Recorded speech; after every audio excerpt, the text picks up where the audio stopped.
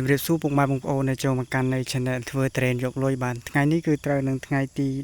14ខែ3ឆ្នាំ2025បានថ្ងៃនេះខ្ញុំបញ្ចេញវីដេអូអំពីតែងក្តាប់ផ្ដាច់តែងផ្លែផ្ដាច់ព្រោះថានេះគឺជាការទី2គឺជាការថ្មីជាងគឺសម្រាប់នៅនេះគឺមានចំនួន100ដើមប៉ុណ្នេះហើយនឹងអាយុ4ឆ្នាំនោះក៏បាន200ដើមជាងសម្រាប់ដែលដើមដែលមានផ្លែមានផ្កាបាទអញ្ចឹងគឺថ្ងៃនេះខ្ញុំនឹងមកចេញវីដេអូអំពីការធ្វើបាទសំទោសការកាត់តែងផ្លែសម្រាប់បាទអញ្ចឹងដូចជាមានបងម្នាក់គាត់ខមមិនថាមួយរដូវយើងគួរកាត់តែងផ្លែប៉ុន្មានដងបាទជារួមគឺតែង3ទៅ4ដងគឺយើងតែងចាប់ពីប៉ុនមេដៃប៉ុនមេជើងមកគឺមួយអាទិត្យយើងតែងម្ដងមួយអាទិត្យទៅ10ថ្ងៃយើងតែងម្ដងរហូតមកដល់ត្រេនអាយុ50ថ្ងៃទៅ60ថ្ងៃអាហ្នឹងយើងអាចតែងផ្ដាច់បានហើយបាទអញ្ចឹងគឺសម្រាប់ត្រេនតំបន់នេះត្រូវខ្យល់តែត្រូវតិចជាងខាងចកាចាស់ព្រោះនេះគឺហៅចកាថ្មីដោយសារតាដីនេះទិញក្រោយដីនោះអញ្ចឹងដីនេះដាំបានអាយុ8 9ឆ្នាំហើយដីនេះគឺបានតែ6 7ឆ្នាំតែប៉ុណ្ណោះសម្រាប់ដើមត្រេនបាទអញ្ចឹងគឺសម្រាប់ឥឡូវគឺស្លឹកខ្ចីខាងនេះក៏ឃើញថាចាញ់មកដែរហើយខ្ញុំក៏អត់មានការបាញ់ទប់បាញ់អីទេដោយសារតែផ្លែវានឹងរួចផុតពីគ្រោះថ្នាក់ហើយបាននេះសម្រាប់ផ្លែប៉ុណ្នេះ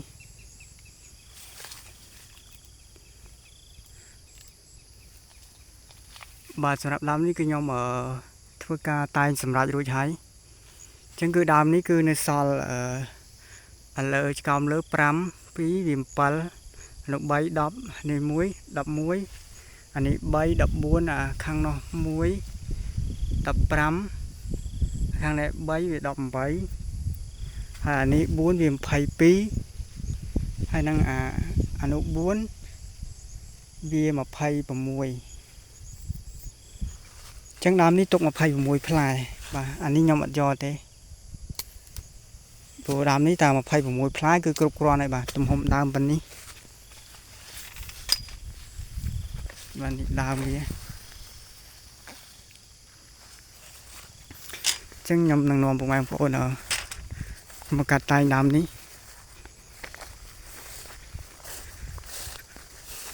បាទឃើញថាដើមនេះខ្ញុំអត់ទាន់តែងទេ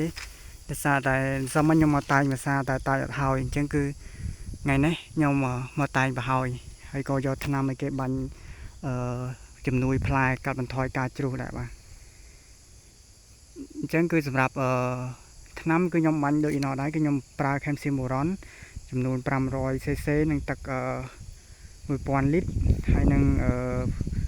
គឺម៉ា XL 1លីត្រនឹងទឹក1000លីត្រហើយនឹង Super N 1គីឡូនឹងទឹក1000លីត្រឬពុកម៉ែបងប្អូនដាក់1គីឡូកន្លះក៏បានដែរគឺដាក់1គីឡូនិង1គីឡូកន្លះវាដូចតែគ្នាទេបាទគ្រាន់តែ1គីឡូកន្លះហ្នឹងវាបានធាតុអាហារច្រើនជាងយើងដាក់1គីឡូបាទអញ្ចឹងគឺសម្រាប់ដើមនេះគឺខ្ញុំរាប់សិន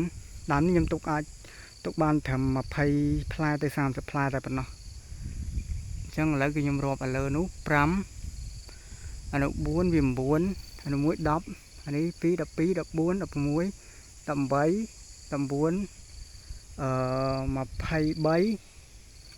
23អានេះទៀត24 25 26 27 28 29 30 31អានេះទៀត32 33 34 35 36 37 38បាទវា38ផ្លែអញ្ចឹងឥឡូវខ្ញុំត្រូវកាត់អាណាដាក់ល្អចោលរួមគឺខ្ញុំត្រូវកាត់8ផ្លែបាទអញ្ចឹងគឺ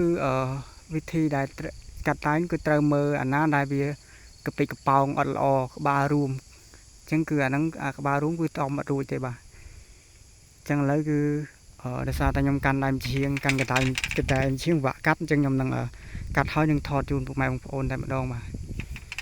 ទ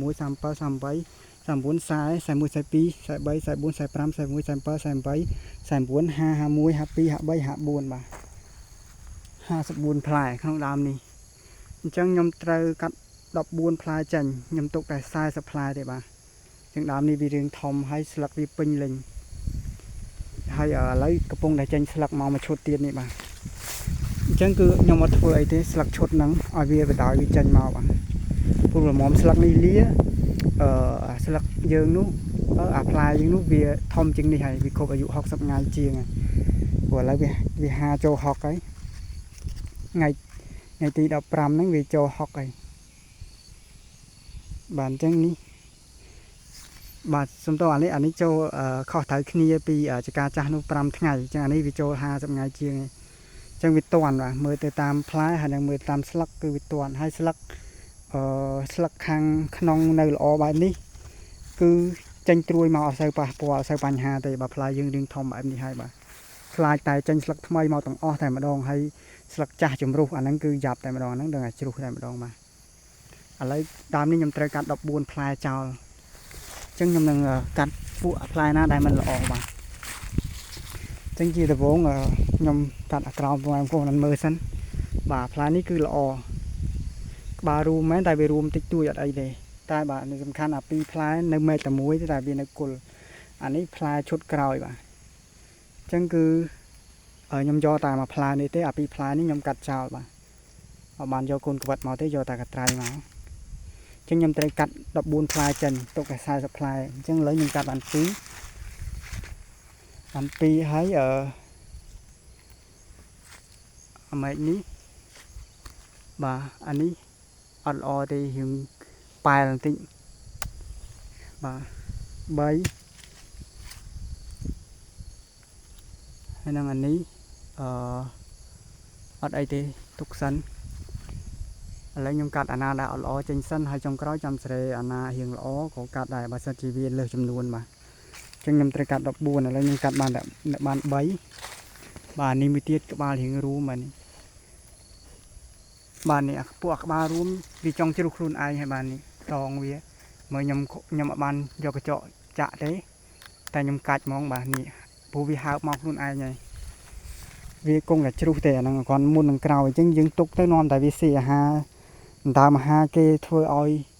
ពួកអានេះវាធំយឺតដោយសារតែវាត្រូវបែងចែកអាហារឲ្យអាហ្នឹងល្មមតែអាហ្នឹងវាឈូសហ្នឹងវាអស់អាហារយ៉ាងច្រើនដែរល្មមតែវាជ្រុះបាទឥឡូវគឺខ្ញុំកាត់បាន4អាម៉ែកនេះ6ច្រើនពេកបាទម៉ែកនេះខ្ញុំអាចទុកតែ5ទេអញ្ចឹងគឺឥឡូវមើលសិនបាទអញ្ចឹងម៉ែកនេះខ្ញុំទុកតែ4ទេបាទព្រោះនេះអានេះក្បាលរៀងរួមបាទរៀងប៉ែលអញ្ចឹងគោលដៅដែលខ្ញុំទុកនេះគឺខ្ញុំទុកតម្រូវដើមហើយទុកពួកល្អបែបនេះបាទនេះក្បាលរីកហើយខ្លួនមកវែងមូលជុំវិញសងខាងបើអានេះរៀងផ្អៀងខាងនេះអត់សាច់ទេបាទកលាញឹកអាខាងនេះបលារីកអាហ្នឹងដោយសារតែយើងមានច្រើនយើងមានជំរើសអញ្ចឹងយើងកាត់ចោលបាទទុកតែ4ទេអញ្ចឹងខ្ញុំកាត់ចាញ់អស់6ហើយនៅខាងលើទៀតអញ្ចឹងអាដើមនេះគឺខ្ញុំអាចឡើងកាត់តែម្ដងព្រោះថាបើកាត់នឹងកត្រៃអាចវាធ្លាក់មកទៅគ្នាវាអាចដាច់ទាំងពួកអាយើងទុកអញ្ចឹងគឺត្រូវតែឡើងកាត់បាទអញ្ចឹងឥឡូវវា14ហើយ14ត្រូវកាត់14ឥឡូវវា6សល់8ទៀតដែលខ្ញុំត្រូវធ្វើការកាត់ចេញហើយខ្ញុំធ្វើការឡើងមកលើតែម្ដងបាទអញ្ចឹងគឺគ្រាន់ឡើងមកដល់ឃើញថានេះបាទពួកអានេះក្បាលរួមបាទនេះល្អបែបនេះបាទក្បាលរីកខាងហើយចុះមកក្រោមអញ្ចឹងអានេះធំអត់រួចទេបាទអញ្ចឹង6អានេះទៀត7បាទពុកម៉ែបងប្អូនមើលឃើញថាមូលជុំវិញប៉ុន្តែក្បាលរួមធំអត់រួចទេ7អញ្ចឹងនៅក្នុង1ម៉ែត្រនេះវាមានច្រើនជ្រុលបាទអានេះ4អានោះ2វា6ហើយអានេះ3ទេវា9បាទម៉ែត្រនេះយក9ផ្លែអត់សូវធំទេបាទព្រោះត្រេននេះវាមានគ្រប់ម៉ែត្រហើយផ្លែបើម៉ែត្រផ្សេងអត់មានតែម៉ែត្រហ្នឹងយើងអាចទុកបាន9ព្រោះអាហារវាត្រូវបកគលមកពីម៉ែត្រផ្សេងមកឲ្យអាហ្នឹងប៉ុន្តែបើម៉ែត្រផ្សេងវារវល់ចំផ្លែវាដែរអញ្ចឹងអានេះល្អតែពេលហ្នឹងទេធំតិចគឺនៅក្រិនបាន1គីឡូជាងអីធំលេងរួចតែម្ដងអញ្ចឹងម៉ែត្រនេះខ្ញុំទុកត្រឹម6ទេបាទអញ្ចឹង6អានេះ2នេះ2 4អានេះ2 6អញ្ចឹងឥឡូវខ្ញុំមើលអានេះបាទអានេះក្បាលរួមនេះបាទទុកតែមួយអានេះបាទនេះ ពួកបែបហ្នឹងអត់ធំទេបាទឥឡូវខ្ញុំកាត់បាន8ហើយចឹង8ហើយអានេះទៀតបាទអាចកោមនេះគឺខ្ញុំទុកតែមួយទេបាទចឹងទុកតែមួយនេះទេអាពីរនេះកាត់ចោលបាទនេះចឹង8បាទពីរនេះទៀត10បាទនេះបងពុកម៉ែបងប្អូនដៃថ្មីក៏អត់ហ៊ានកាត់ទេបាទគាត់ថាប៉ុណ្ណឹងទុកក៏បានលុយបាទទុកបានលុយដូចគ្នាប៉ុន្តែយើងត្រូវគិតថាដើមយើងប្រមូលផលហើយត្រូវតែនៅល្អអត់ខ្សោយឆ្នាំក្រោយអាចយកផ្លែលើសនេះបានឧទាហរណ៍ឆ្នាំនេះខ្ញុំយក40ឆ្នាំក្រោយខ្ញុំអាចយក50បានអញ្ចឹងវាអាចលើសមួយឆ្នាំវាឡើងតិចមួយឆ្នាំឡើងតិចបាទអញ្ចឹងគឺខ្ញុំកាត់ចោលហើយបាទនេះមែកនេះគឺមាន6មួយមែកវានេះចឹងអានេះ4អាចង់1អានេះ1វា6ផ្លែបាទអញ្ចឹងខ្ញុំកាត់អស់10ហើយអាមែកនេះ3បាទ3ខ្ញុំកាត់ចោលយើងវាចមួយទុកតែ2ទេបាទនេះយើងវាចគូនបន្តិចទាំង11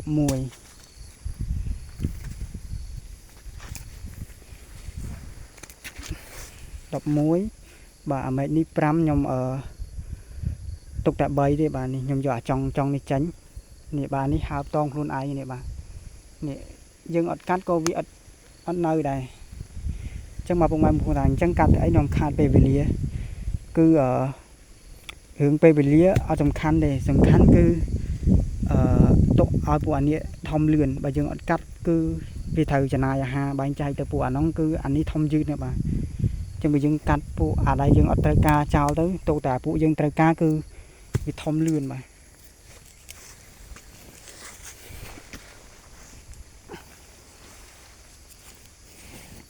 បាទអញ្ចឹងមិញបាន13បាយអានេះមួយទៀតបាទនេះជ្រូកខ្លួនឯងនេះបាទធំអត់តាន់គេជ្រុះហើយ14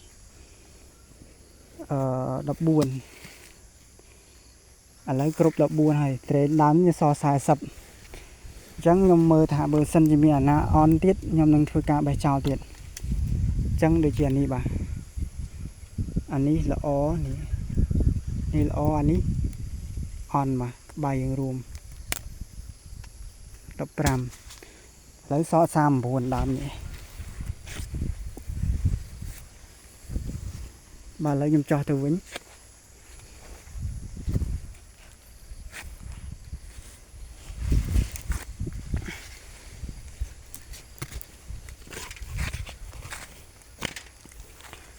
បាទអញ្ចឹងដើមនេះនៅសល់39ផ្លែឥឡូវនេះប្រមូលផ្លែដែលខ្ញុំ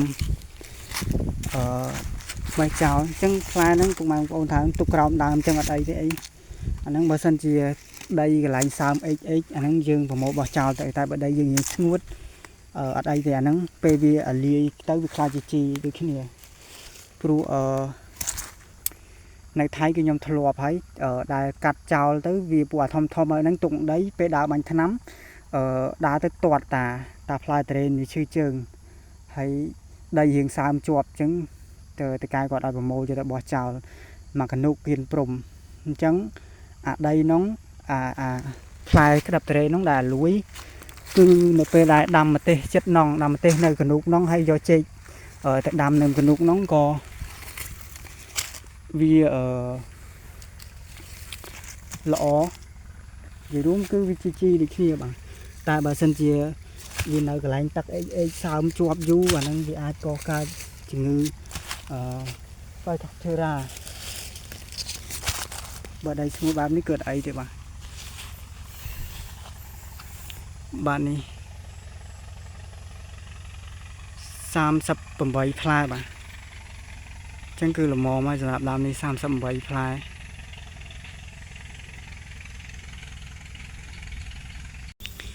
បាទឥឡូវដល់ដើមនេះគឺខ្ញុំធ្វើការតែងរួចហើយនេះបាទកាត់មុនហ្នឹងដែលខ្ញុំមិនទាន់បានថតឥឡូវឆ្លៀតថតធ្វើវីដេអូជូនពុកម៉ែបងប្អូនអញ្ចឹងគឺដើមនេះគឺកាត់រួចហើយបាទដើមនេះគឺនៅសល់28ផ្លែបាទគឺ ល្មមហើយសម្រាប់ដើមនេះវាអត់ស្លឹកមកខាងបាទនេះ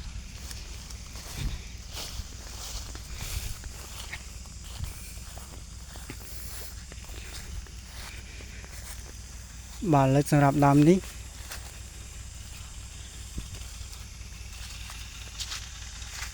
គឺឥឡូវឃើញថាវារៀងច្រើនជុលបាទស្លឹកអស់មកខាងហើយផ្លែនៅឡើងល្ងងចេះវាចឹងទុកច្រើនគឺផ្លែអត់ធំហើយអន់ដើមទៀតចឹងឥឡូវនេះខ្ញុំរាប់2 4 6 8 10 12 14 15 16 17 22 23 24 32 34 35 36 37 41បាទ41ដល់ក្រោមនេះអានេះខ្ញុំអត់យកទេបាទនេះកាត់ចោល41អញ្ចឹងគឺខ្ញុំកាត់ពួកអន់ចោលដើមនេះទុកបានត្រឹម30ជាងទេអញ្ចឹងបាទនេះអានេះមួយទៀតបាទអញ្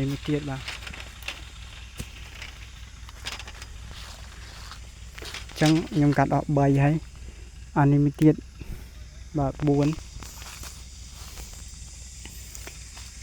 ហើយបាទអានេះមួយទៀត5ហើយអានេះមួយទៀតបាទ6ទុកតែ2នេះ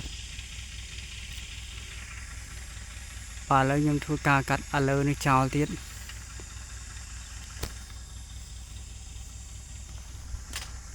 ចឹងឥឡូវបើកាត់ធ្លាក់មកវាត្រូវគ្នាចឹងត្រូវតែឡើងបាទអានេះ4 5បាទអានេះទាំងអស់6ខ្ញុំកាត់ឲ្យខាងនេះចោលមួយទុក5ផ្លែបាទណាបាទផ្លែល្អតែខ្ញុំកាត់ចោល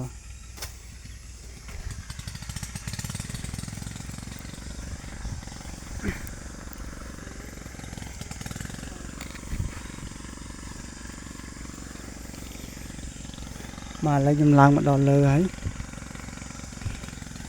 ចឹងអានេះមួយបាទនេះធំល្អនេះមួយចូលចិត្ត1គីឡូអានេះអត់សូវល្អខ្ញុំទុកមួយម៉ែកនេះខ្ញុំទុកតាមម៉ែផ្លែបានហើយដោយសារវាអត់សូវមានស្លឹក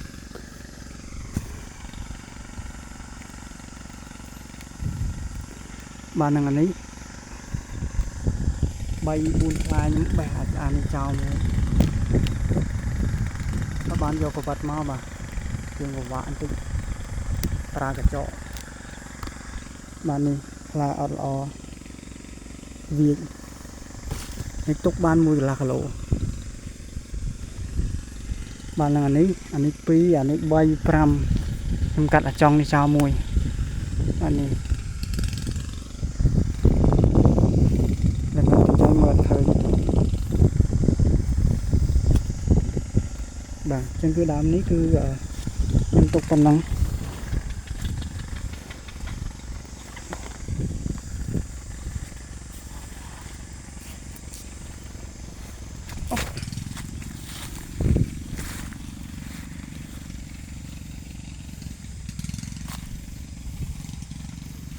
បាទឥឡូវទុកបែបនេះសិន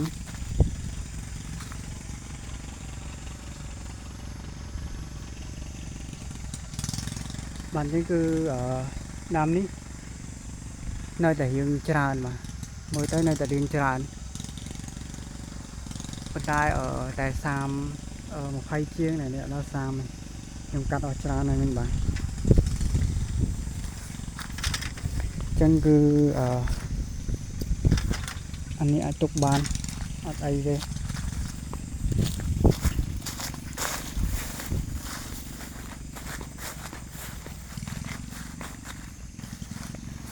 បាទអញ្ចឹងទាំងដើមនោះមានទាំងឈុតមុនឈុតក្រោយបាទដាច់ស្លឹកអស់មកខាងនេះបាទឈុតក្រោយកាន់ទៅឈុតមុនមានចំនួន7ផ្លែ9ផ្លែ10ផ្លែបាទទាំងអាទូចនេះ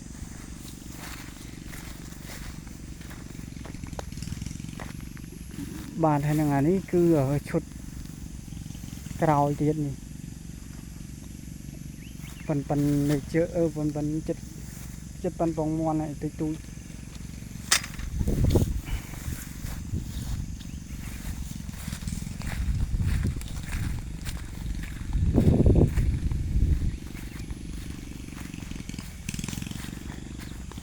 បាទដើមនេះអត់មានផ្លែទេ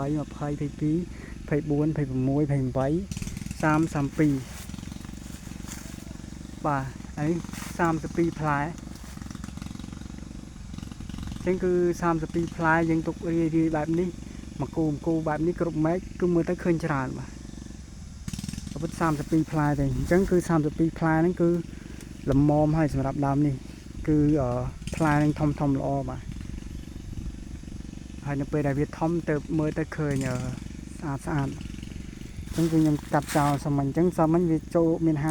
50ខ្ញុំកាត់ចោល20បាទសាមញ្ញថាចូល52 20ស32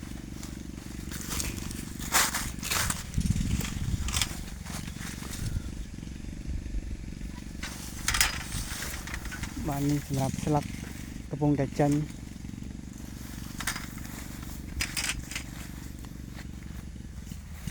បាទតែខ្លះក៏ចេញមុនក៏ស្លឹករៀងចាស់ហើយ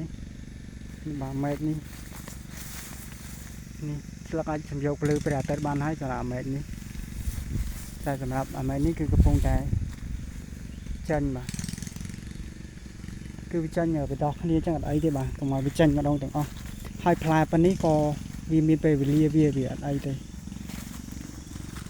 បាទសម្រាប់ដើមទូចនេះគឺខ្ញុំកាត់តែងសាមញ្ញរួចហើយដែរគឺផ្លែនៅសល់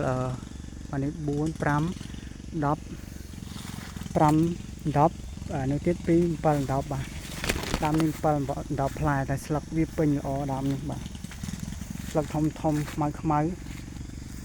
ស្លឹកចេញថ្មីមកតិចតួចគឺអត់ជាបញ្ហាទេបាទនេះសំខាន់ឲ្យថាស្លឹកខាងក្នុងយើងល្អបាទសម្រាប់ដើមនេះក៏នេះដូចគ្នា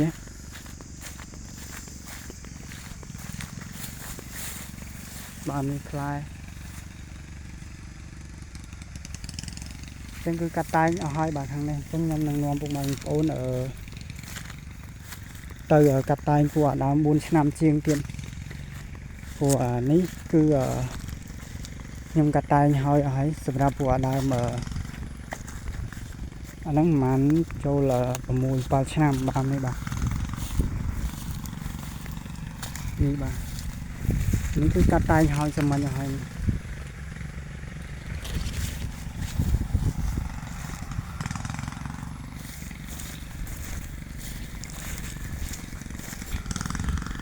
បាទនេះក៏ដោយ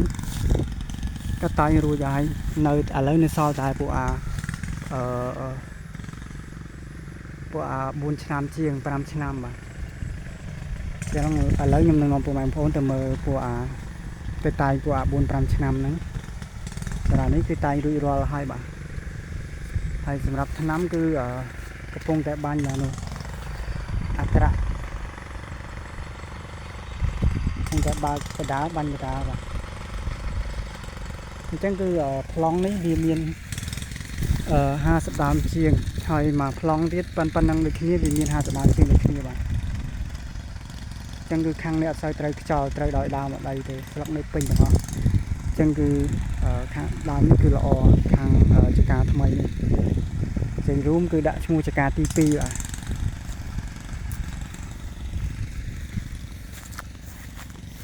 បាទអញ្ចឹងខ្ញុំនឹងនាំពុកម៉ែបងប្អូនទៅមើលប្រហែលឆ្នាំនោះហើយសម្រាប់ដើមទូចនេះគឺមាន3ផ្លែแล้วបាទនោះ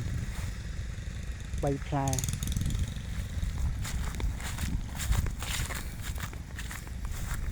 ហើយសម្រាប់ដើមនេះត្រូវខ្យល់បន្តិចដែរត្រូវខាងចុងនេះក៏នៅបានទុកបាន10ផ្លែជាងនេះបាទនេះខាងលើ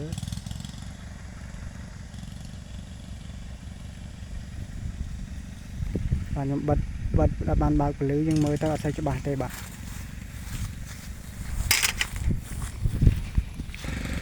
បាទឥឡូវគឺខ្ញុំថតគេកំពុងបាញ់ថ្នាំឲ្យពុកម៉ែបងប្អូនបានមើលបាទនេះគឺបាញ់ថ្នាំផ្លែតែម្ដងបាទម្ដងចំផ្លែនេះគឺអត្រាដឹកលមកបាទដាក់ធុង1000លីត្រ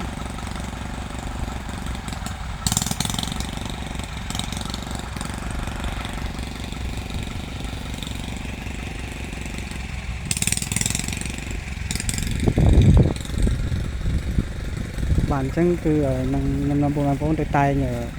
ត្រេន4ឆ្នាំជាងដល់គ្នាបាទ5ឆ្នាំបាទឥឡូវមកដល់ហើយគឺត្រេន4 5ឆ្នាំហ្នឹងនេះបាទអញ្ចឹងគឺដើមនេះខ្ញុំអត់ទុកច្រើនផ្លែទេបាទខ្ញុំទុកដើមនេះទុកតា6 7ផ្លែទេបាទនេះអញ្ចឹងឥឡូវគឺខ្ញុំធ្វើការតែងសម្រាប់អានេះស5បាទអានេះ2ខ្ញុំកាត់ចោលទាំងពីរហើយថាវាអត់ល្អ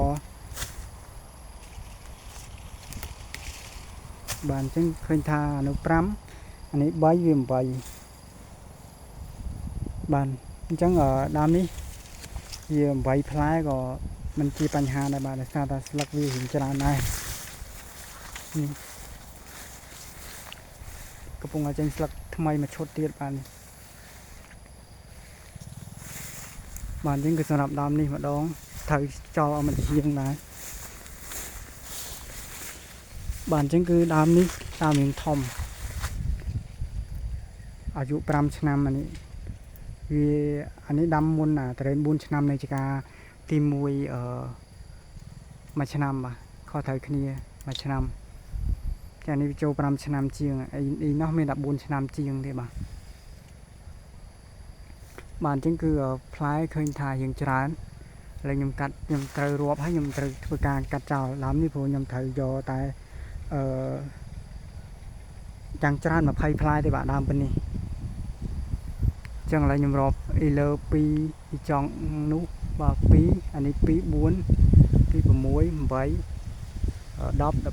14 16 18 22 24 26 28 30 32 34 35បាទ35ផ្លែខ្ញុំត្រូវកាត់5 10ផ្លែចោលបាទចឹងជាដំបូងបាទអានេះទូចខ្ញុំអត់យកទេបាទវាឈុតក្រោយគេបន្តិចពីច្រើនយកស្មើគ្នាល្អបាទចឹងខ្ញុំកាត់15ចេញចឹងឥឡូវកាត់អស់2បាទអានេះមួយទៀតយើងផ្អៀងបន្តិច3ចឹងអានេះសល់2ផ្លែមែននេះបាទ3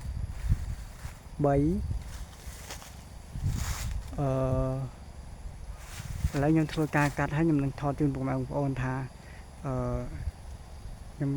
ព្រោះដោយសារតែខ្ញុំកាត់កត្រៃម្ខាងឯម្ខាងគឺបើខ្ញុំឡើងកាត់ក៏បាន